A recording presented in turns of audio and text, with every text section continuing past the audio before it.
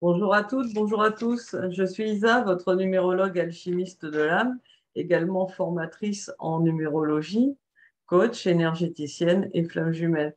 Je vous retrouve aujourd'hui pour terminer notre série sur le sens caché de vos initiales avec les lettres de valeur 9. Comme d'habitude, eh bien, je vous rappelle de bien vouloir me laisser vos commentaires sous la vidéo pour me dire comment ce sens caché de ces initiales résonne en vous. Surtout pour me dire ce dont vous avez envie que je parle sur les prochaines vidéos, des sujets dont vous avez envie que je traite sur cette chaîne, puisque mon souhait est d'en faire un véritable instrument de partage entre nous et qu'elle vous apporte tout ce dont vous avez envie. Je vous rappelle également que sous la vidéo, vous trouvez le lien de mon site à la fin du descriptif de la vidéo et que vous avez la possibilité soit de réserver directement une séance avec moi, soit de réserver un entretien offert si vous avez besoin de converser avec moi pour déterminer de quelle manière je peux vous aider grâce à cette numérologie alchimique de l'âme qui combine, je vous le rappelle, numérologie et soins. Voilà. On va parler aujourd'hui donc des deux lettres de valeur 9 de l'alphabet, le I et le R. Alors, le I est une lettre émotive et créatrice reliée aux énergies eau et feu. Donc tout ça amène pas mal de tension, vous allez le deviner sans doute. Et le R également, une lettre émotive et créatrice reliée à ces deux énergies eau et feu, avec donc aussi des tensions entre ces deux énergies, mais qui vont s'exprimer de manière différente du I. Alors, au niveau de la symbolique, le I, eh bien, c'est la plus droite et la plus tendue, la plus simple, la plus dénudée des lettres de l'alphabet. C'est un canal idéal pour l'énergie, mais avec des tensions extrêmes pour bien conserver sa verticalité, parce que le I n'est pas sur une base large. Il est planté réellement, tel un pieu, entre ciel et terre. Voilà. Euh, et pour être fort, le I, eh bien, il doit être dans une acceptation totale des plans supérieurs et inférieurs. Et je vous confirme qu'au travers de mes épreuves de vie, ce qui m'a permis de transmuter les choses, eh bien, c'est l'acceptation. Dans le I, rien n'est en mouvement vers la gauche, le passé, et rien n'est en mouvement vers la droite, le futur. Donc, le I, lorsqu'il est réellement dans l'acceptation de ses plans inférieurs et supérieurs, reliés entre ciel et terre, eh bien, il a une facilité d'ancrage dans l'instant présent. Vous savez, celui où on n'a pas de problème parce qu'on gère la situation et puis après, on lâche prise. hein, et puis, on gérera à nouveau si le besoin s'en fait sentir. Mais on s'empoisonne beaucoup moins dans le mental qu'avec d'autres lettres en initiale. Voilà.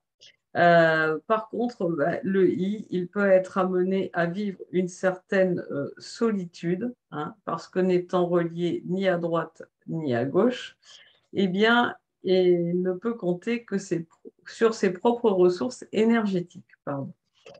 Voilà, en ce qui concerne la symbolique du I. Pour le R, eh bien, le R a la dimension cérébrale du P, mais reliée aux réalités de la Terre.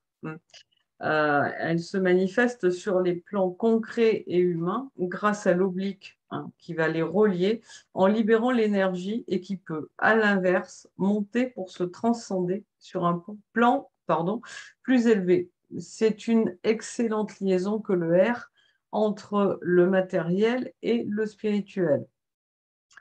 Cependant, l'énergie qui circule dans les deux sens, implique beaucoup d'émotivité, des antagonismes latents et puis parfois des risques de confusion ou d'illusion. Le R, ce n'est donc pas une lettre confortable. Elle demande à prendre des temps d'analyse, du recul sur les situations. Et il y a l'idée que dans le R, il y a une sorte de mutation interne permanente. Donc, parfois, un peu de difficulté dans le R à faire des choix, par exemple. Le R, c'est un peu le B qui voit sa base matérielle amputée de sa panse sécurisante. Donc, ça laisse place à un axe qui est rigide et tendu, et qui est donc d'une structure plus fragile, et plus orientée vers des obligations concrètes que le B. Donc, on va voir maintenant comment ça va se poser dans la matière en initiale du prénom. Pour le I, tout d'abord. Alors, le I a un certain besoin de reconnaissance et recherche les contacts avec l'étranger. Mais l'étranger, ce n'est pas toujours dans le sens qu'on lui donne habituellement.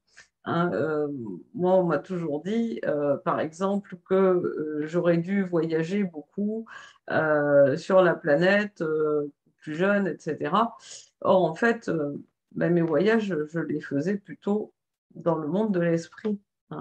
Le voyage, il n'est pas que sur l'horizontalité de notre belle planète, il est aussi dans la verticalité avec le spirituel. Dans le il y a un côté idéaliste, humain, sensible, émotif, compréhensif, très intuitif, créatif, artiste, sensuel, sincère, passionné et démonstratif. Le I s'est donné, se décide vite. Il y a un côté rapidité dans le I. D'ailleurs, la connexion avec l'intuition et la matérialisation des choses, ça descend comme ça, en fait. C'est d'un seul coup, d'un seul, on sait. On ne sait pas pourquoi on sait, mais on sait. En ce qui me concerne, vous me direz les autres I en initiale si ça résonne en vous. Il y a une certaine recherche de vérité, surtout de vérité intérieure. Le I, il a compris que la vérité absolue, eh bien, ça n'existe pas. Il peut y avoir un côté désordonné parfois, parce que la maîtrise des émotions n'est pas toujours au rendez-vous. Donc ça amène du stress et ça peut amener le côté désordonné chez le I. En ce qui concerne le R en initiale du prénom, il a tendance, le R, à se décider facilement quand il s'agit de conseiller des choix à quelqu'un d'autre, mais à faire mal ses propres choix. Cependant, il est dynamique, ambitieux, il a le sens du service, une certaine autorité. Il a également besoin d'espace, d'activité, un esprit logique, mais parfois un esprit un petit peu marginal. Il a un côté très indépendant. Il est impatient, a du mal à se relaxer, il maîtrise mal ses émotions parfois et peut être impressionnable, voire superstitieux, pardon. Il hésite dans ses choix et peut provoquer autrui. Il peut avoir une tendance à prendre des risques d'une manière inconsidérée, mais se bat toujours pour obtenir ce qu'il veut. Donc un côté persévérant également et combatif dans le R. En ce qui concerne le I maintenant, en initiale du nom de naissance, eh bien, ce I amène une nécessité de contact humain, de vie extérieure développée. Il y a des vues larges, des capacités de réalisation à grande échelle, et c'est quelqu'un qui va avancer avec beaucoup de positivité tant que sa motivation est profonde. Il y a un sens aigu des contacts, de l'imagination, mais parfois des défauts de gestion et d'organisation. il peut y avoir des idées qui se manifestent de manière un petit peu obsessionnelle et qui amènent du stress, ce qui peut entraîner un manque de pragmatisme.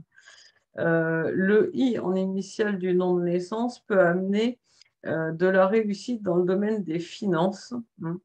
Ce qui compte pour ce I, ce sont les résultats concrets dans son activité et il y a une certaine aspiration à la transmission, l'enseignement et à la recherche spirituelle.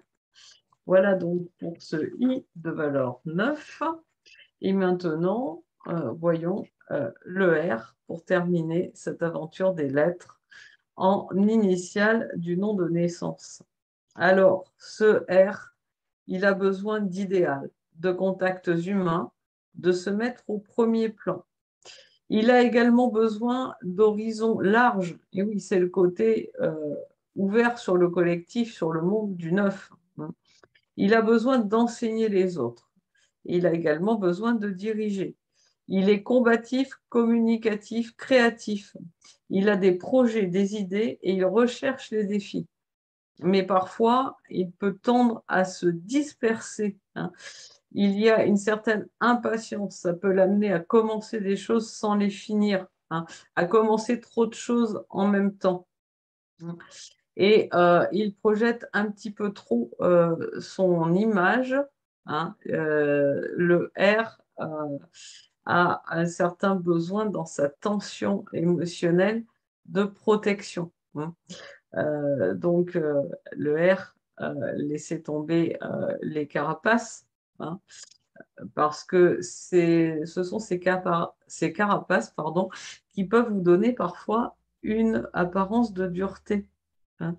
Or, vous êtes une très belle personne qui est remplie d'attention, hein, aussi pour les autres et qui a envie de les aider, de les accompagner.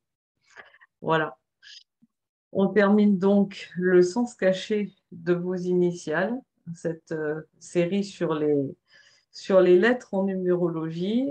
J'espère qu'elle vous a intéressé. Je vous invite une nouvelle fois à me faire vos commentaires sur ce sens caché des initiales, si ça résonne en vous ou pas.